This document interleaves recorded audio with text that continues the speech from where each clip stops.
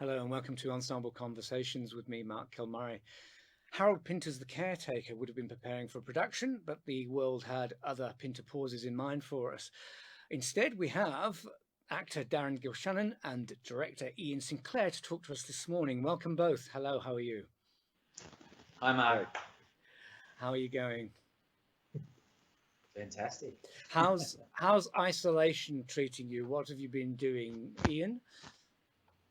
Well, I've been sort of continuing as normal, really, doing actor training here at 16th Street in Melbourne, and of course, spending a lot of time rereading The Caretaker and going down the many different, what is it, mazes you can follow with that particular play. Yes, indeed. Yeah.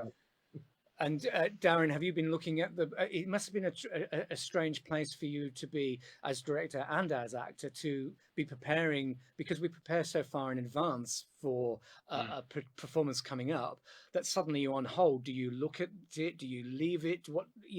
How has that been for you? Look, Matt, like when we did Who's Afraid of Virginia Woolf with Ian last year, or the year before now, I had to prepare a long time out because there is a lot of dialogue. And of course, being Pinter, it's it's rather disconnected. So you have to find your own psychology underneath it to kind of connect a lot of those thoughts. Yes. It's non sequiturs galore. So I had been doing a lot of learning, but then as soon as ISO hit, I just put it down. And it's a joy to have picked it up in the last couple of weeks, heading towards this conversation and getting back in it again. But I look forward to going full steam ahead with it. Well, you previously both worked on Edward Elba's Who's Afraid of Virginia Woolf. And for me, when I saw that production, it felt like I hadn't seen it before, which I think is always a great testimony to a classic play, because it had this freshness and it was very new.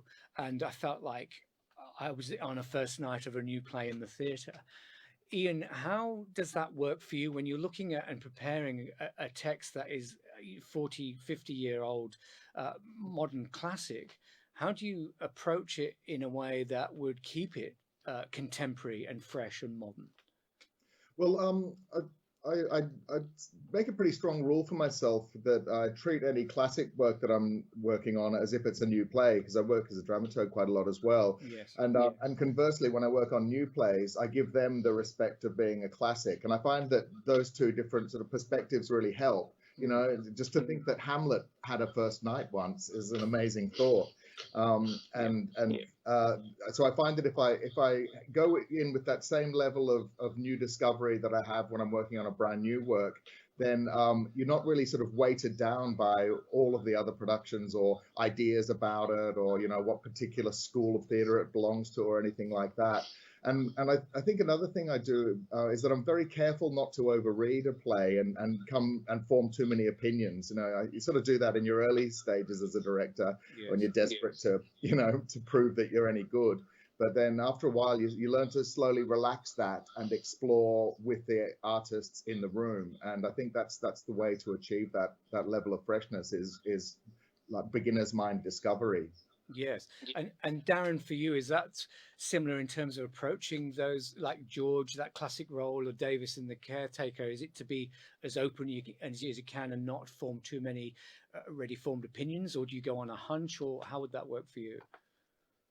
Well, Virginia Woolf comes with a lot of baggage, and some wonderful people who have done it in the past. And part of my research was to go right back and listen to the original 1973 version of it on stage.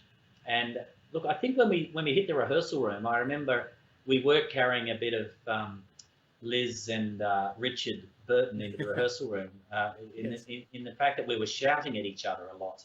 Right. And one of the things very quickly that Iain kind of instilled in us was to treat it like a love story, really, rather than two people hating on each other. We approached it from the love that was deeply buried inside these characters for one another, and it did allow us, therefore, to a lot more empathy for the characters. And I think the scope of the play, the way in which we got hold of it, it has so much comedy up front, and it descends into a Greek tragedy at the end. So it was great to really pull the play apart and find those the difference in those three massive acts. Yes, the idea of the love between them was something I think that came across when I saw that production that I hadn't thought of before. As you say, sometimes descends into a sort of slinging match, but this was, they absolutely loved each other, and there was a miscommunication for whatever reason, but they're trying to make it work rather than not, and I felt that came across really powerfully. And everyone has their agenda as well. I remember early in rehearsals, both Genevieve and I had very different takes on what was going on in a scene, and Iain said to us, just stop there. It's okay to have your own agendas. We don't have to agree with one another's agendas. We just need to play what we think.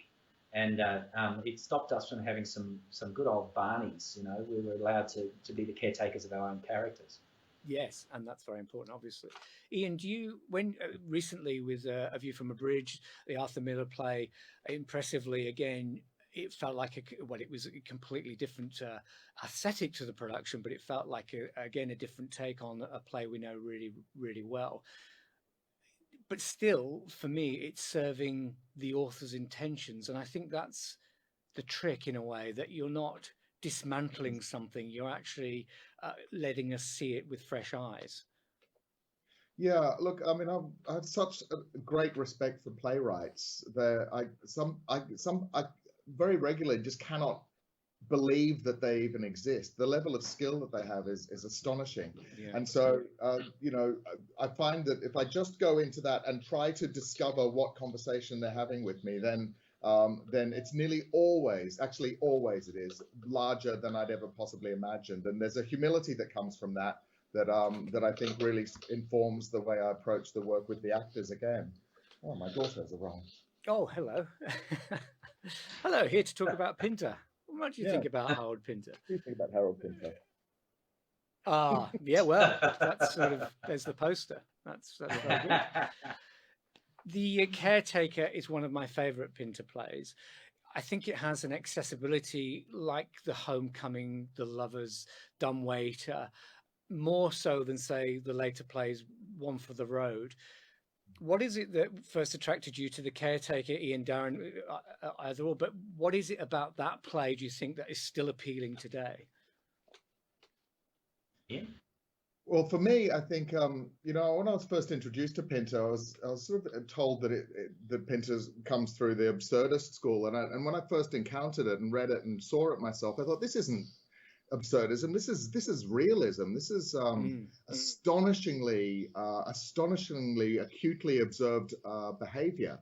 And I find that's the thing that really knocks me out about The Caretaker. You can read it, and because of all this extra time we've got now, you can read it and think, oh yes, no, it's the fractured ego, and it's the id and the ego, and the super id, all of those sort of astonishing sort of angles you can take, or it's a symbolist piece of work and all of that. But fundamentally, there's a core reality in this which is just so acute that it devastates me every single time. It functions on all of those higher levels, but also you can play it right down to the bottom and just have a look at two men living in West London, on Chiswick Street, yes. and a tramp that they encounter with, and all on that level it functions better than a Strindberg or an Ibsen or a Chekhov. Like this, for me, this is acute realism. And that's why it's so terrifically exciting to work on. Yeah. Darren, for you, is that similar idea about these characters? As Pinter famously said when asked what The Caretaker was about, he said it's about three blokes in a room. And I think it sort of sums up where it lives. Yeah. Look, I really love characters with edge. And this play, Davies as a character in this, it's equal parts kind of terrifying and menacing, and to do with the male kind of energy amongst it, and the game playing. But it's also hilarious, I was chatting with Andrew Upton actually about this play, and he mentioned it was his favourite play. When I asked him why, he said he thinks it's utterly hilarious. Yes. And when I really started kind of looking at it from that point of view, I can see this the noise, the momentum of the conversation that goes on in the room is relentless. It's almost as if they're terrified of the silences. And when the pauses hit, there's this growing kind of danger in the room that suddenly gets filled with the next barrage of noise. A bit like the way Donald Trump lives his life, I think, you know. So it is vast as a performance vehicle. Yes. Yes, and the comedy inherent in the writing is marvelous. And of course, Darren, you're known to have a comic bent, as it were. That must have been an eye opener when you first read it, that part particularly. Yeah. Like I said, I was trying to find the nature of the comedy. Yeah. And that, as I ventured into some of these monologues, I thought, wow, here's a man who's got multiple kind of psychological loops going on in his head, where he'll be kind of having 4 conversations at once and jumping seamlessly from one to the next, and it's about kind of keeping that momentum and the clarity of all that thought changing going, and I believe it should have almost a baffling effect on the audience as they're kind of being swamped with this kind of insanity in a way. I think for me, when I've watched Pinters in the past, the worst is when someone's playing Pinter. It's a trap to fall into. And the best is, as you're saying, Iain and Darren, that it has this naturalism. It comes from the writing. There's nothing imposed on it. How do you maintain, and particularly when you have those Pinter pauses written in, you have a dripping drop of water into a pail. How do you then make that seem something that's organic rather than focusing on the absurdity, as you're saying, Iain, that you feel isn't actually in that text? What's that challenge? Well, I think absolutely it's a challenge, but those sorts of things happen in real life all the time. You have a fight with your partner at 2 o'clock in the morning in the kitchen, and you notice weird things that happen, and somehow you attribute meaning to them in that particular moment. And then they go again. That's kind of the way the brain works in lots of ways, I think. And I'm not sort of trying to say that those dimensions don't exist. It's just that that there's an entry point to that which is totally human, as opposed to sort of abstracted, I guess. And then you start to infer meaning from that, and that's part of that mechanism. Yes. Darren, were you going to say something? No. You're just breathing. And the claustrophobia of the piece is interesting too. There's no escape, and you wonder when you first read the play or first see the play, you wonder where it's going to go, and it goes in surprising ways. In some ways, I think it takes you to places that you don't expect. Yes, the characters can be equally kind of kind and cruel. You kind of feel, I think you feel at the beginning that this old tramp's kind of been rescued off the street, and there's something quite joyous about it. But then as you kind of venture into it, you wonder what the motives are, and for the reason for him being brought into this room. There's right at the very beginning, you've got one of the characters, one of the brothers, sitting there, and when he hears the noise of someone in the corridor, he gets up and leaves, and then the other brother turns up with the old man. So, I mean, none of this is really explained, but Iain and I, after chatting about it, you kind of almost feel as the whole thing could be some terrible trap. These two brothers, every now and again when they're bored, they go out and grab some poor homeless guy and then torment the shit out of him. So. The menace is there again underneath. They always talk about the Pinter menace, but again, I think it's character-led and from the writing. But there is that danger that it feels like it filters through the play.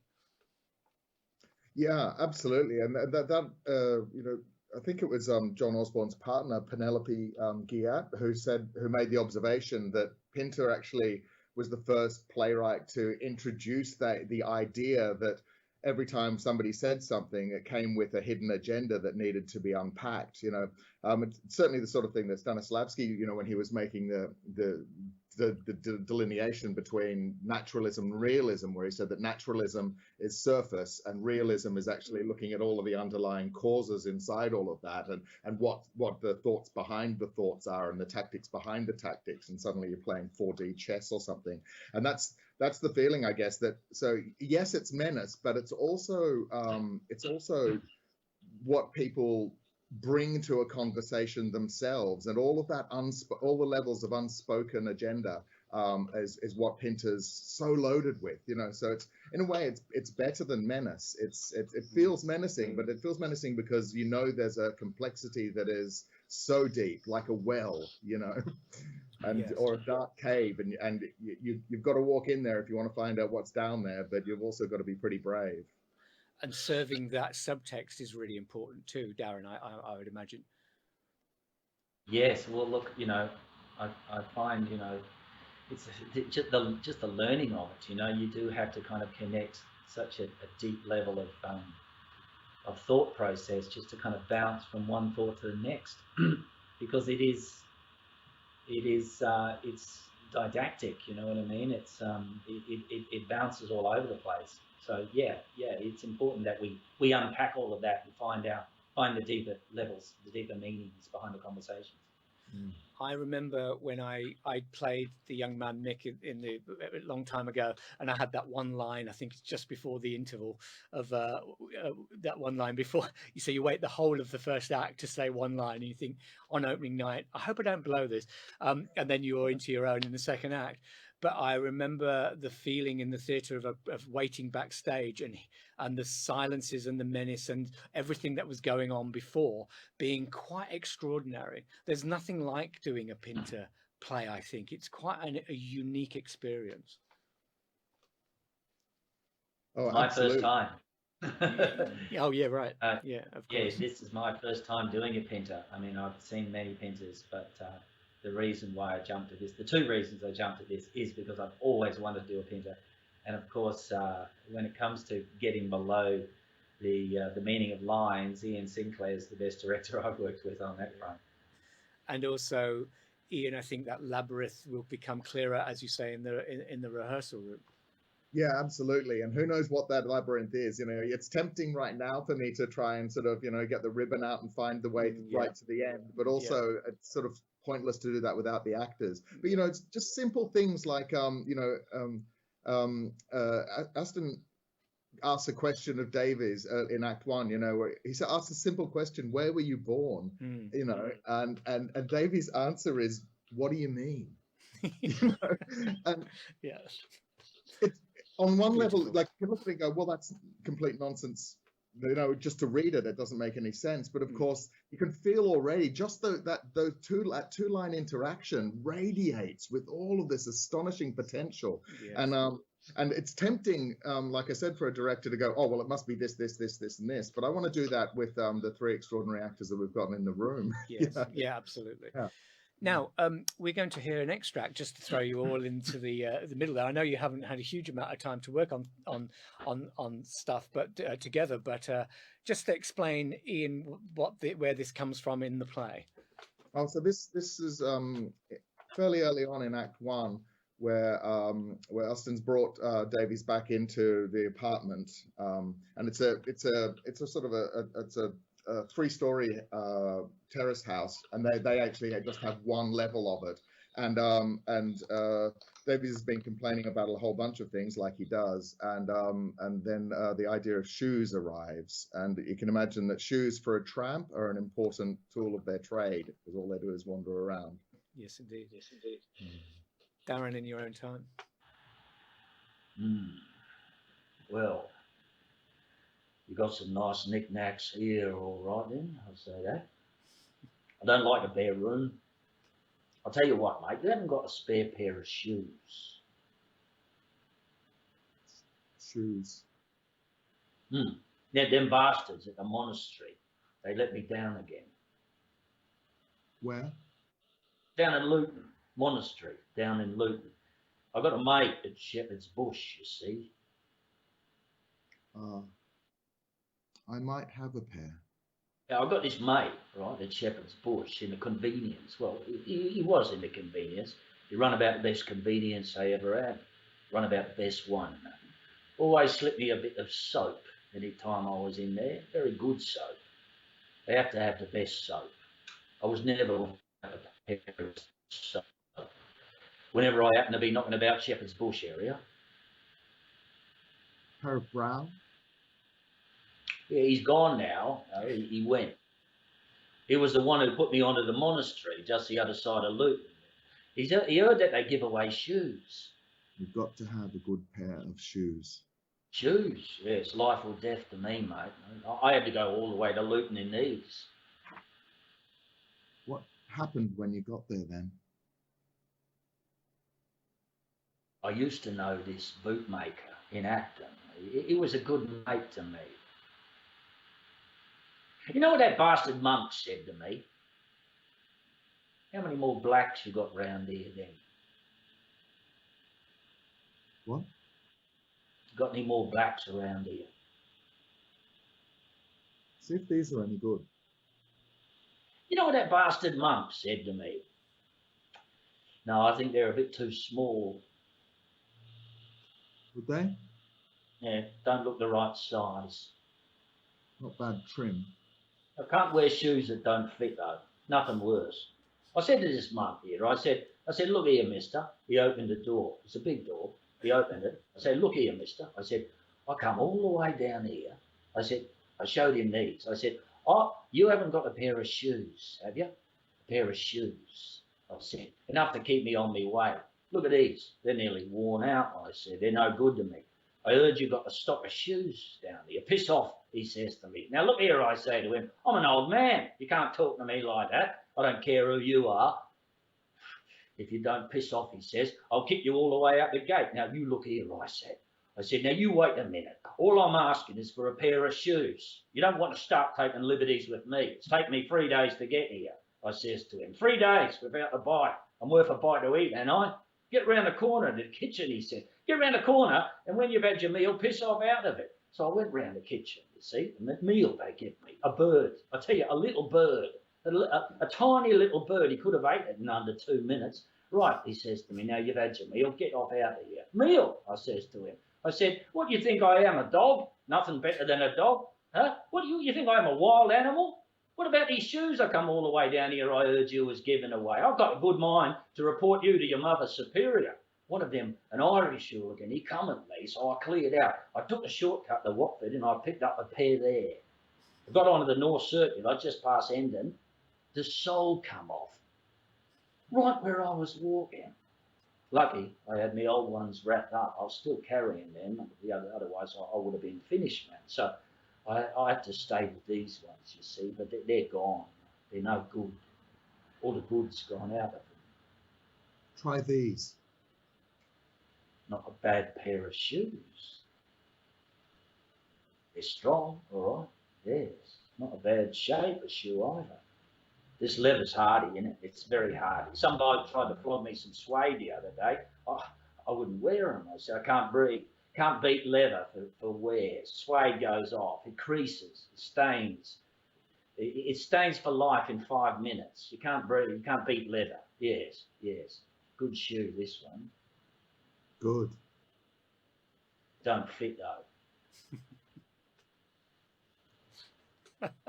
Very good, thank you. Well done.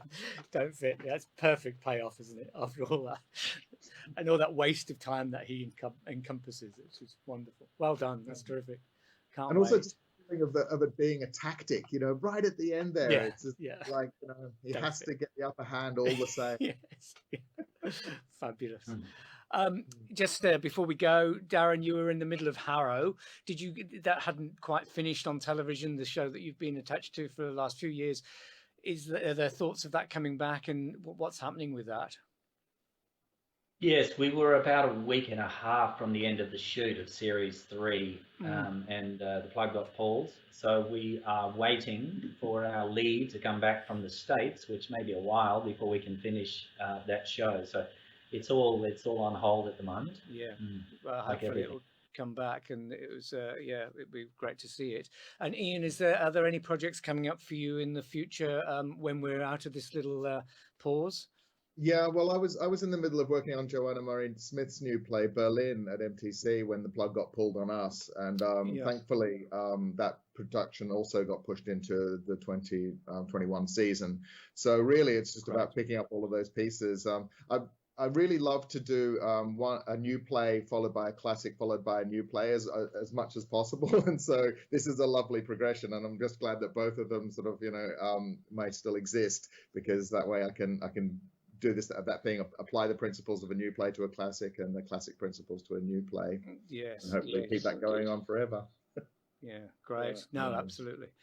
Thank you both so much for your time this morning. It's lovely to talk to you, and I cannot wait to be in the foyer after the opening of The Caretaker with you both involved. It's going to be well worth the wait. So thank you so much for joining me this morning. Thanks, Mark. Absolutely. Thanks, Darren. Thank you, Iain. Thank you all for watching again, and we'll be back next week with some more. Actually, a little bit different next week, but I can't tell you that now. So keep watching. Thank you for all your donations. Thank you for your support to the Ensemble Theatre. Stay safe. See you soon.